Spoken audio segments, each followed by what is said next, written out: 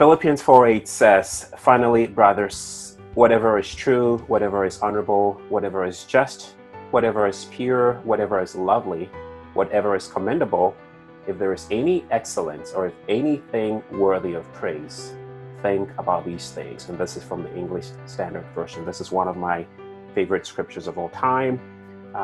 And also this happens to be the foundation of what we're going to be discussing today, a very powerful book by my special guest, Mr. Tony Newberry. And the title of the book is The 4-8 Principle. So welcome to the Time with Fred podcast. This is a podcast that challenges paradigms and mindsets that hold us back. It's timely, it's insightful, it's motivating, it's empowering. It's Time with Fred, your inspirational broadcast with host Fred Gaddy. My special guest today is Tommy Newberry. Tommy is a Wall Street Journal and New York Times best-selling author. He's the founder of the 1% Club and head coach of Tommy Newberry Coaching. These organizations are dedicated to helping entrepreneurs and their families maximize their God-given potential. Since 1991, Tommy has equipped business leaders in more than 30 different industries to work less, earn more, and create greater significance with the right accomplishments. Tommy is the author of 7 books, including the top 3 New York Times bestseller books, The 4-8 Principle and the motivational classic, Success is Not an Accident, both of which have been translated into multiple languages. Tommy, welcome to the Time with Fred podcast today. Fred, good to be with you. Thanks for having me. Absolutely.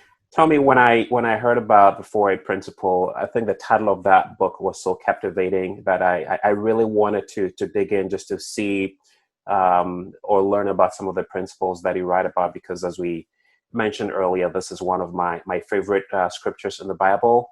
And it's so powerful because it leads the reader down a path of being intentional, right, about some of the things that we focus our attention on. So if I may ask you, what led you to write this book, The 4-8 Principle? Well, it's a very powerful message packed into just a few words. But I was speaking with somebody else earlier today about, what stimulated me to write the book, and it kind of goes way back in that my grandmother on my mom's side shared with me Philippians 4:8 when I was 13 or 14 years old, and the way she shared it with me was on a bookmark that I put in my Bible, and I kept it with me for the next few years and through college, and then I got into coaching in my mid-20s, and I opened up this Bible that was not the one I was mainly using, but it was my old Bible, and I found this Bible verse, and I thought, oh, wow. I had kind of forgotten about this verse, and the more and more that I coached people, it just kind of jumped out to me that this is a big blind spot with a lot of people who are not getting as much joy and satisfaction out of life. And if you, as you know, if there's a mindset problem, it creates problems everywhere in your life. So I was coaching, and then I was specifically teaching a class with couples. And I thought to myself, you know what? Is there any more relevant area for Philippians 4:8 than in marriage? And so we started doing these retreats, and then that kind of reaffirmed to me that, wow, a lot of husbands and a lot of wives focus on the stuff that's not lovely, pure, true, excellent, or worthy of praise. Instead, they focus on deficiencies and shortcomings and flaws and things that aren't right. So around 2005 or 6, I thought, you know what? I think I've got to get this message out because it's so simple, it's so succinct, but it's so powerful. And so I have to blame this book on my grandmother. That's ultimately what drove me to write it. And, a lot of clients, I tested the material with clients for years and years and years. And I was shocked, honestly, at how simple it was, but how impactful it was. It's interesting to hear how or whether it's a parent or a grandparent or a friend or someone leaves a legacy, right? That impacts our lives. I remember growing up, I was looking through my late grandfather's bookshelf, and I happened to find Norman Vincent Peale's book, The Power of Positive Thinking, and that book just radicalized my entire life and set me down this path of personal development. But as it's interesting to hear you say that, Tommy, that this Bible verse that your grandmother left you, created this much significance, right? Not only in your life, but in others' lives as well. Well, it's such a ripple effect. That's throughout our whole lives. And so when I think of the words of it, not everybody is familiar with it, but you read off the words, and if we put it into simple, everyday, modern terms, we could say, focus on the good stuff. Yes. Focus on the good stuff. But it means so much more. And I found that, the author of these words, through God, the author of these words was the Apostle Paul. Yeah. And when he wrote these words, he was not having a beautiful day. He was in prison. He was chained, he was under guard, and according to most scholars, he was knee-deep or waist-deep in sewage. And yet, his gaze, his mindset was upward, and it was, okay, even in the midst of this junk, I'm going to put my mind toward joy. Finally, brothers and sisters, whatever is lovely, pure, true, which is a cool thing, because I was teaching this at a school in Connecticut a few years ago, and they all made T-shirts for me before I got there, and they had the phrase that a lot of teenagers say, whatever. In fact, a lot of grown-ups unfortunately say that today, whatever, but it was that word art. So in the word whatever, they had Philippians 4:8 all the way through it. And it was pretty cool. And I think that's an awesome thing, because it's whatever. It's like you've got to search for it. That was Paul's real directive, I believe, is he's saying, look, Tommy, so I love to put the Bible in personal terms, going, Tommy, Tommy, you're not automatically positive. You got to work at it. Let me give you the instructions. Focus on what's lovely, pure, true. And he goes, but you're not hopelessly negative either. So every day, every moment, you've got to decide, am I going to focus on what I'm grateful for or what I'm irritated about? Am I going to go toward gratitude or toward grievance? And every moment we've got to make that choice. And the great thing about Philippians 4:8 is each moment's a new beginning. I mean, with God, each moment's a new beginning, which means if you slip or you get off track, no big deal. Yeah.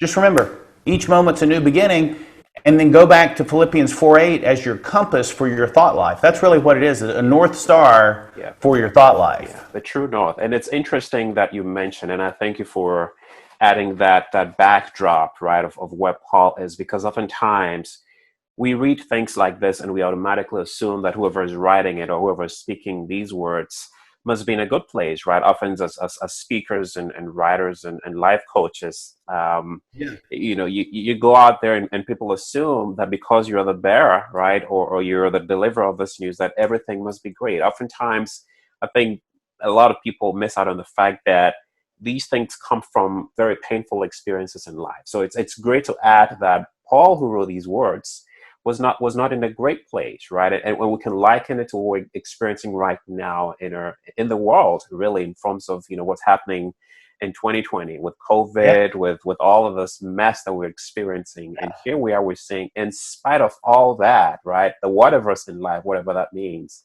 choose to focus, and it's such a powerful thing, and I think it adds more substance, right, to the message that look, it's not that you got to be in a good place or in a great place in life where everything is rosy. Even in the painful places in life, you have to choose on some of the, the things that are great, worthy, that's where it's like actually more important, right? Because if you're in the rosy time of life, if it's not 2020, then it's much easier. Yeah.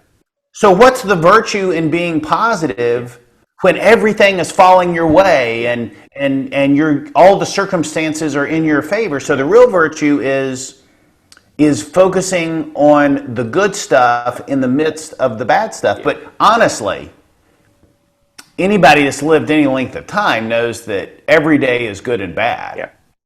I mean, every relationship is good and bad. Yeah. You know, every leader is good and bad. Yeah. I mean, it's just the country's good and bad. Yeah.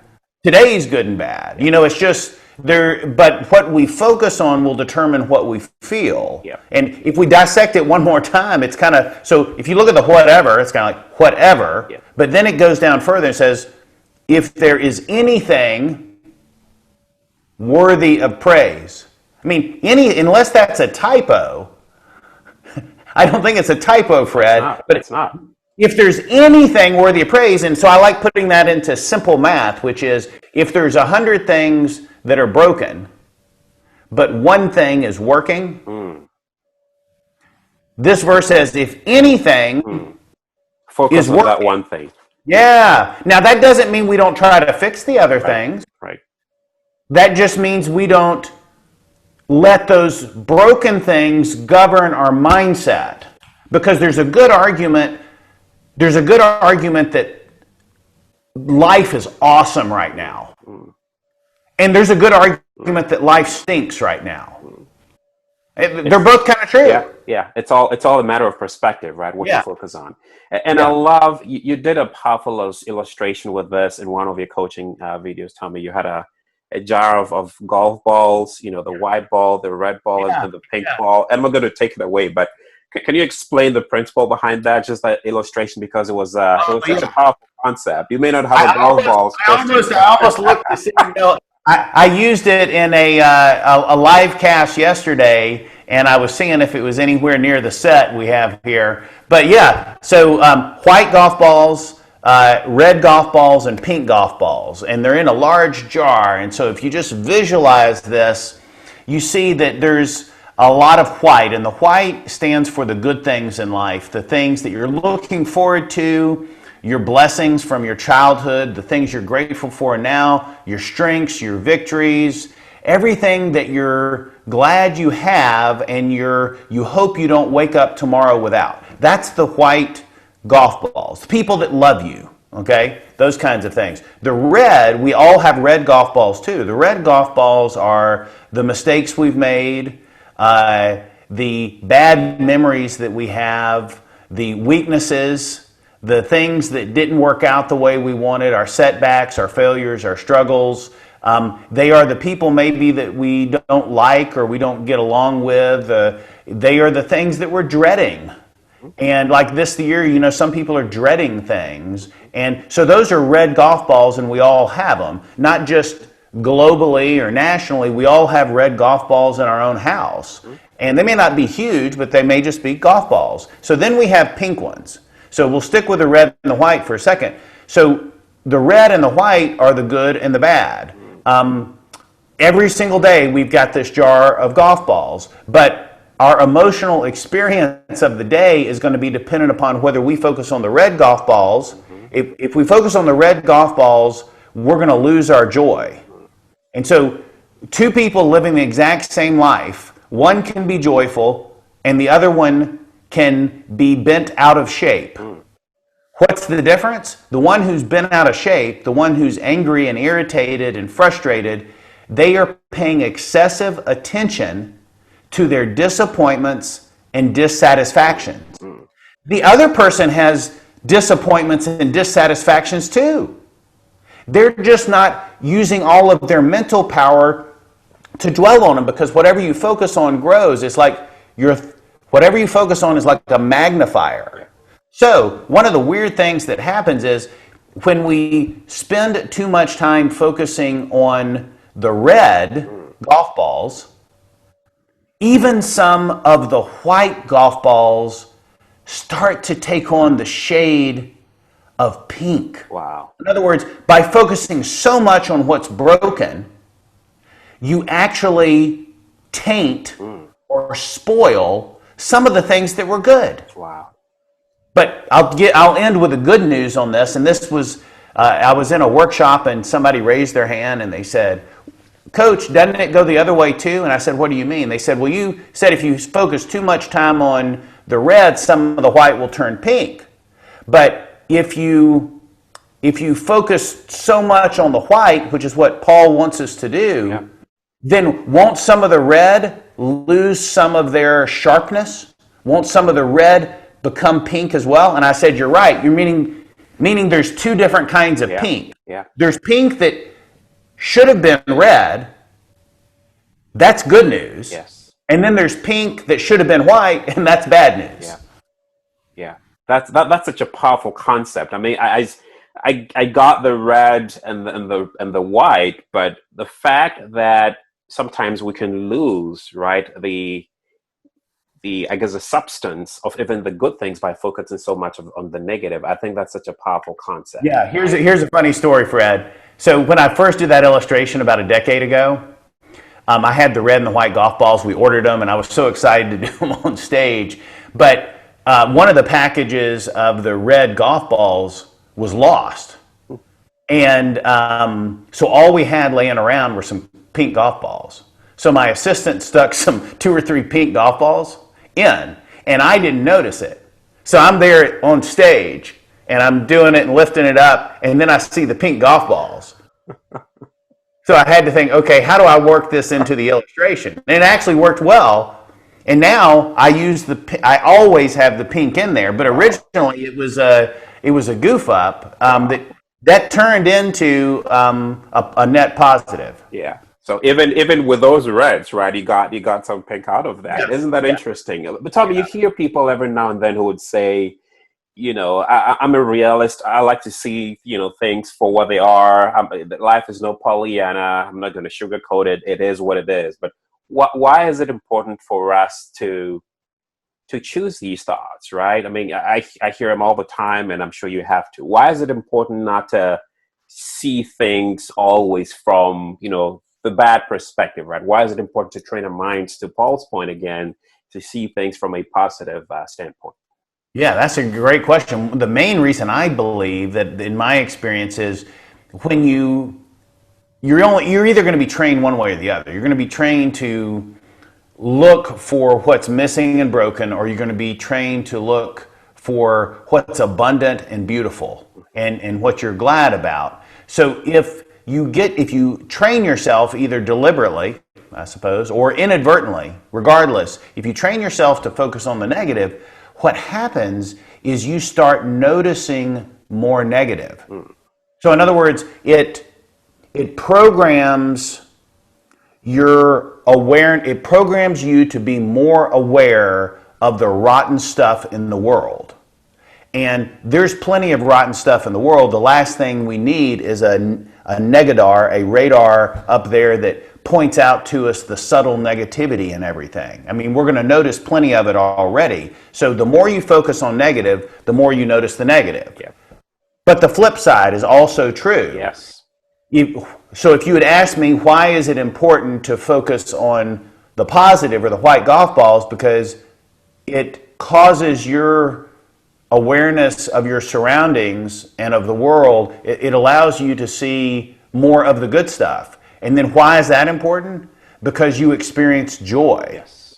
And when you experience joy, you can be more influential in the world, I believe. Yep. Certainly from a faith standpoint. I mean, who wants to copy the bitter person, the person who's unhappy and griping and complaining all the time? People don't want that. They want the joyful person who's excited and enthusiastic. Yeah, positivity is contagious. And it's interesting you mentioned that focus thing. I was talking to Dr. Mark Crawford, whom he was a previous guest on a podcast, and he was giving an illustration of, someone who, say you're driving a white car, a particular model and make, and all of a sudden you tend to see more of those cars, right, on the road, right? And then you switch that and you get into, say, another black car with a different make and model, and all of a sudden you start seeing more of those same cars, and you tend to wonder. But I think the argument is so sound that because you're in that particular car, your mind automatically starts picking out right? Those same cars, it's not that there were fewer or less of those cars on the road, but because you have that car, or anything really for that matter, you tend to, your mind starts to pick out and recognize some of those same patterns. And I think that could be true, right? With positive stuff or negative stuff, right? The more you focus on that negative stuff, right? Yeah. It's like it's it happens in a lot of different areas of our life, but I think so much of what we want, we already have. Yes. We just shut ourselves off to it. Yeah. And if we would just get out of our own way, we would see a whole new world. We would become, you don't need to be perfect, first of all, with like practicing 4-8. But I do know that every time I read it, and you're probably the same way, every time we read it, it reminds us of the fundamental. Yep. And then, at least for the next few hours, we're more in tune with the right way to think. Yeah. But that's so powerful. And when we focus on something that we want, we start to see the paths to get it. Yeah. If we focus on the negativity, then we just see more negativity, and it brings us down, and we get less enjoyment out of life. So if there's something I've missed and we live multiple times, then maybe we'll get another shot at it. But as far as I know, we only get one shot at life. Yeah. And why spend it, confused, dazed, and frustrated? But again, I think problem solving is a 4-8 activity. Mm-hmm. I think brainstorming, trying to work on a solution to difficult issues is a good, positive 4-8 thing to do. But that doesn't mean that you describe and redescribe and marinate in the problem or the symptoms of the problem. It means you ask questions like, what if? Or could we do this? Or you simply paint a picture of the solution or of the desired outcome, even though you don't know how to get there. Yeah. Because you can be positive and a realist. I always am fascinated with that objection to being positive, because to me, if I say today the country's in a mess right now, or the world's in a mess, or you're in a mess, or I'm in a mess, we could probably prove that case. You know what I mean? We could probably go, see? Yeah. Or if you just assess me or evaluate me on one thing I did today or the last week, you might be accurate about that, but you've missed the big picture. So when you think negatively, you're inside the frame. And when you're inside the frame, you can't see the big picture. Yeah. James Allen wrote that book, as a man thinketh, right? And that's really what it's all about. But in your book, that's powerful. Yeah. By the way, I got that early in life, in my teenage years, and I mean, wow! I reread that every year. That's just my children have read it, and I was a little bit inspired by it because as a man thinketh in his heart, so is he. Yeah. And I was thinking, wow, that was pretty cool. One verse. Now, he didn't address it as much from the scripture, but it's still it reeks of wisdom. It is. And then, then there was the prayer of Jabez, and I remember thinking, wow, that's just one verse, a short little prayer, but a whole book was around it, and I just kind of thought, nobody has really, I think maybe just kind of thinking spontaneously, I think maybe nobody had ever done a book on Philippians 4:8 because it's such a hard standard. You don't even hear that many messages and sermons and things on it. And I think the reason is it's risky to write a book on being positive because people could call you out all the time. That's right. So I think some people go, I'd rather stay away from that. Yeah. But that's why it's important, right, for us to for us to talk about it. In that book, in your book, you think there's a story of your son Ty, who I think at the time had a broken arm, right, and was focusing on all the things that he couldn't do. That was such a powerful story. Do you mind sharing that for our listeners? Absolutely. In fact, a cool follow-up to that I'll start with is he now works with me full time here at the coaching practice, and he was actually the one that was making sure I was set up and ready to go before we went live here. So that's a cool thing. Yeah, so he was, I think, 7 years old, and it was his first practice of football, and I had picked him up, and we were about to get in the car, which was parked up on the hill next to the sidewalk, and he wanted to show me how he made his first tackle. And he wasn't actually going to tackle me, but he was going to kind of go through the motions, and as he was going through the motions, his cleat stuck in a little groove in the sidewalk, and he fell awkwardly and landed kind of on the backside of his hand, and it bent his hand and his wrist, so he broke his arm, broke his wrist. It was very frustrating for a whole lot of reasons, because that was his first practice, and then they put a cast on. They say you can't play for 6 weeks.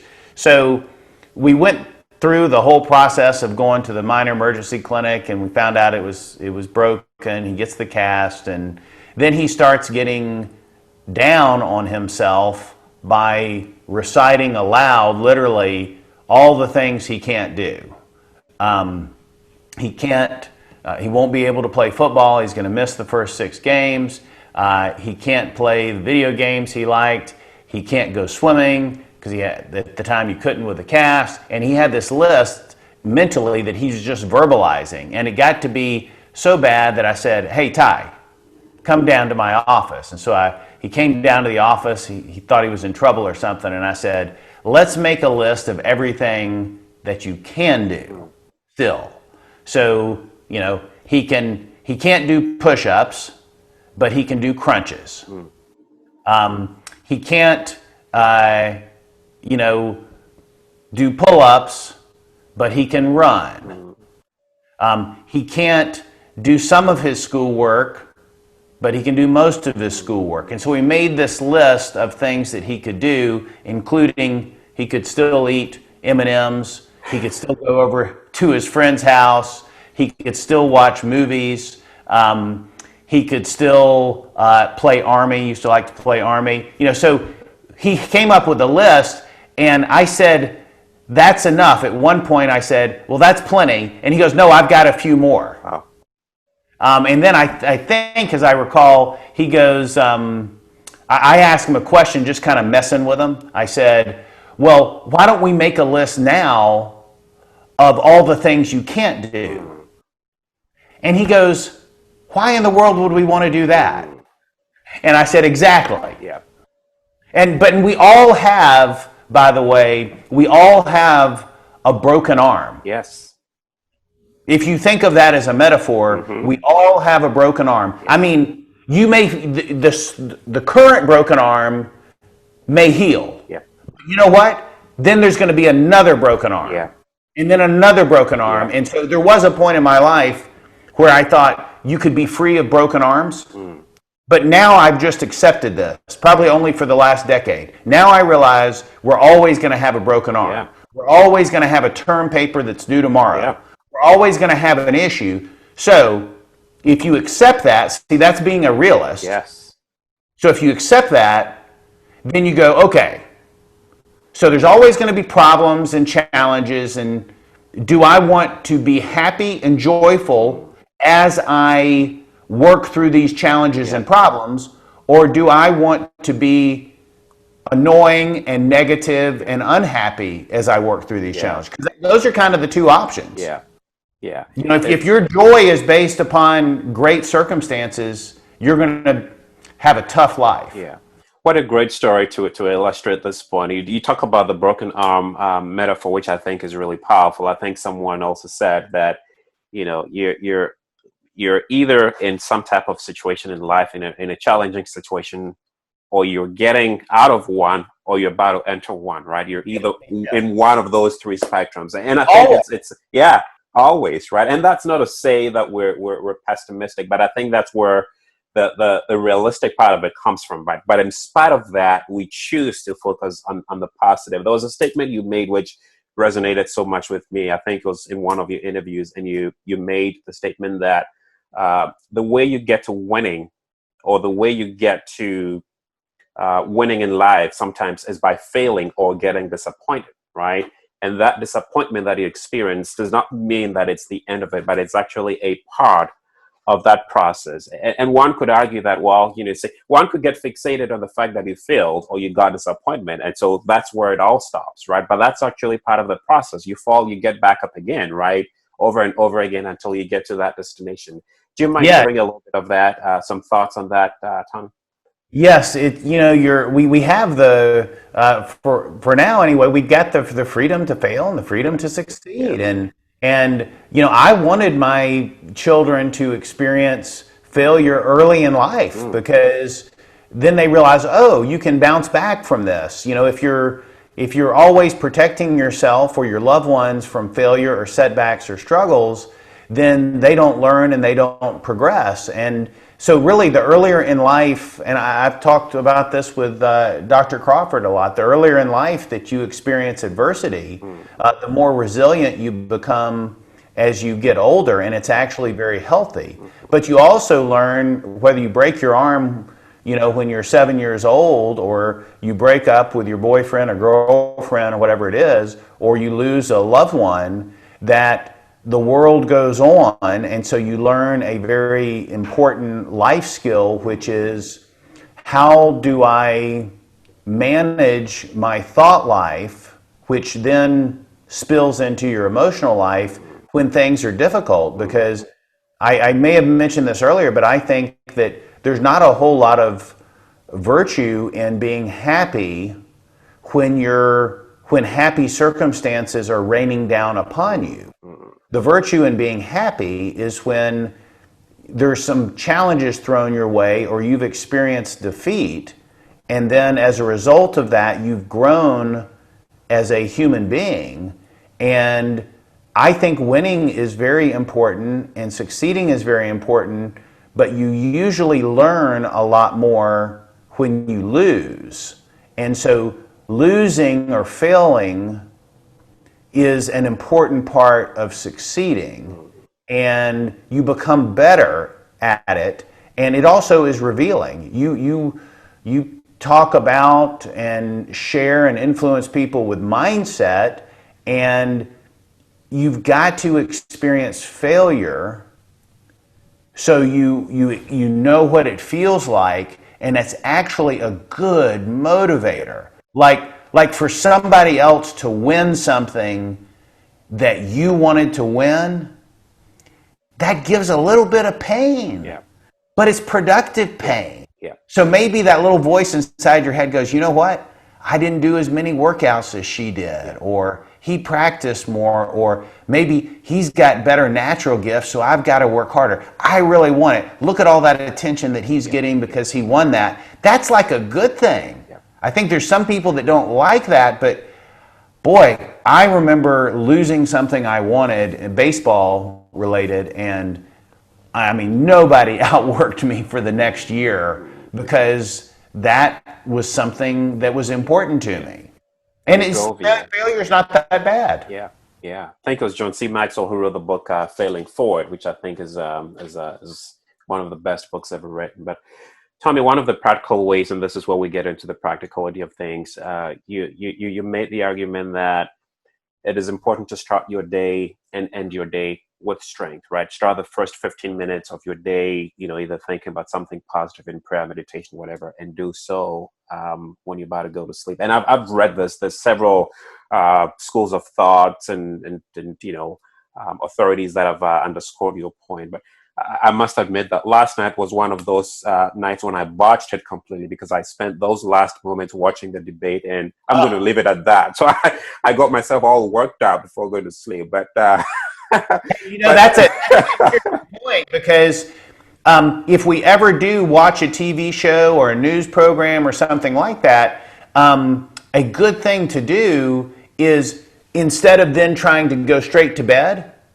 is to interrupt that thought process with something positive. So, go, okay, I just watched this and this, set my mind going in the bad places or whatever. So you read something positive, you do a devotion, you listen to a positive podcast, you do positive affirmation, you put your earbuds in and you listen to a guided meditation, or you go for, even though it's late, you go do a little exercise routine. But I'm glad you brought that up, because some people will only do one thing wrong, and that is they will not be intentional with the last 15 to 30 minutes before they go to sleep. And you might have been heading this way, but to me, bookending, the fastest way to get your mindset elevated and upgraded is to be intentional with when you first wake up. I call it the early morning success ritual. Yep. Sometimes the early morning joy ritual. I'm just focusing on joy, but let's call it the EMSR, your early morning success ritual. And then at night, which leads to a successful morning, a nighttime success ritual. Yeah. The nighttime can be 5 minutes or 10 minutes, but the morning is something you do spiritually, something you do mentally or directionally, your goals, your mission, and then something physically or movement oriented. Yep. But it's very important. Such a powerful concept. And Tommy, as we kind of, bring this home a little bit, I try to make this, practical for someone who may be watching or listening to us and saying, oh gosh, where do I even start, right? All they may have experienced this year is just maybe one bad event after the other. There are some who have lost loved ones, which we're not minimizing, but there's some who have lost their jobs. It's just in all this, the racial and political and all of that stuff. There are folks who just can't dig themselves out of whatever mess in which they are. Where do they go from here, right? Any practical lessons or tips for someone right now who may need that? Absolutely. And this year we need it more than ever, but really, this is a tough year. That's a reasonable way to explain it for a lot of people, but we all have to remember that some people, this year is not anywhere near as tough as last year for them.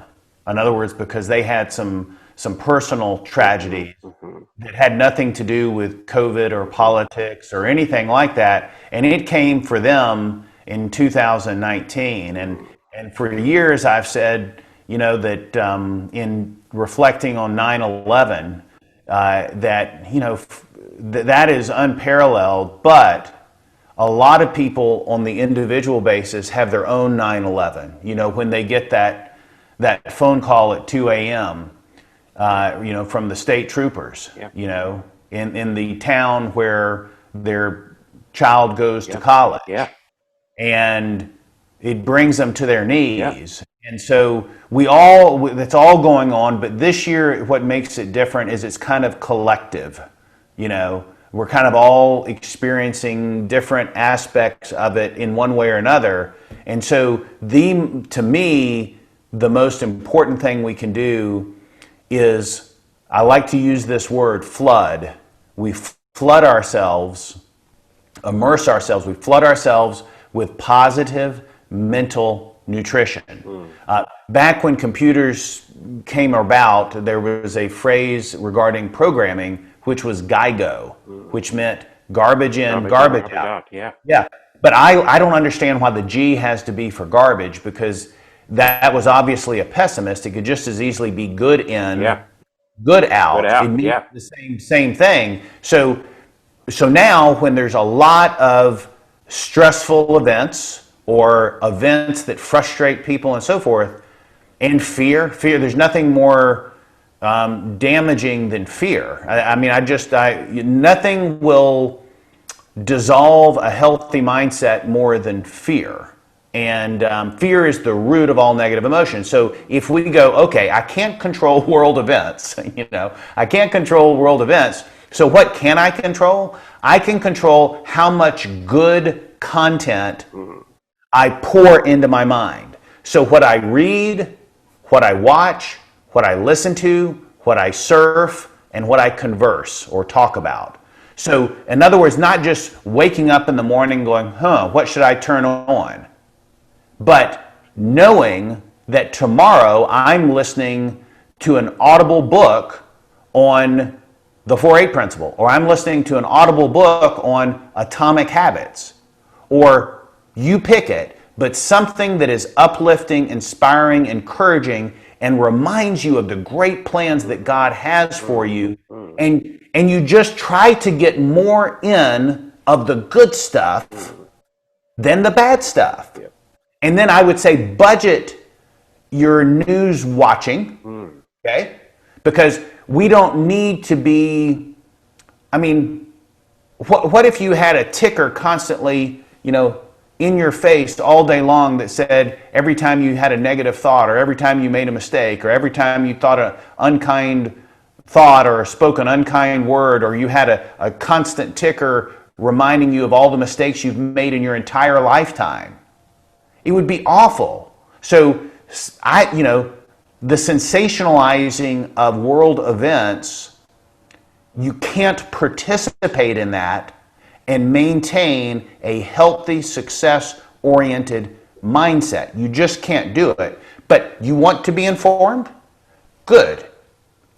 Be deliberate and have a budget. Like you should have a budget for your money. You should have a budget for what you allow into your mind. And so I would think for every hour of news watching, you should at least have 2 of a good, healthy podcast or sermon or audiobook. So then the last piece is, so that's positive mental nutrition. Make your mornings ultra positive, even if you're a negative person. Make your mornings positive. Make your nighttime positive, and then if you need to be negative at lunchtime.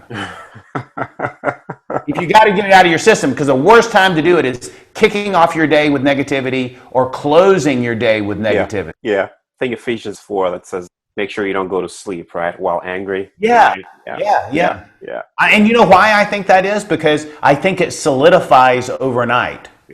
And it gets cemented. Into the subconscious. And we don't need to be perfect. I like to say focus on progress, forget about perfection, but we need to be aware enough of our thought life to know, you know what? I've overconsumed the news today, or I've dwelled too much on that spat I had with my wife, or whatever the circumstances are, and move on. But if you pre-decided about how much time you're going to put good stuff in, it's more likely to happen. Wow, what powerful words. Tommy, thank you so much for sharing. I think these are, while they can be applicable to any season or any challenge that we're going through, I think especially now, all of us, we need to hear, this is something we need to hear daily, right? So if you're, Tommy's point, if you're, a negative person, I like that EMSR routine, right? Early morning success ritual. Because how you start your day determines how the day goes, right? If you start on a bad note, it follows you through. So I couldn't agree with that more, Tommy. I think these are powerful. And if you're listening, check out Tommy's book, The 4-8 Principle. Tommy, thank you so much for coming on the podcast and for sharing these thoughts with us. And for you who are watching, I'd like to end again on this note. It says, finally, brothers and sisters, whatever is true, whatever is honorable, whatever is just, whatever is pure, whatever is lovely, whatever is commendable, if there's any excellence, or is anything worthy of praise, think about these things. Again, this is Philippians 4:8 from the English Standard Version. Tommy, thank you so much for your time. Really appreciate you today. Thank you, Fred. Thanks for having me.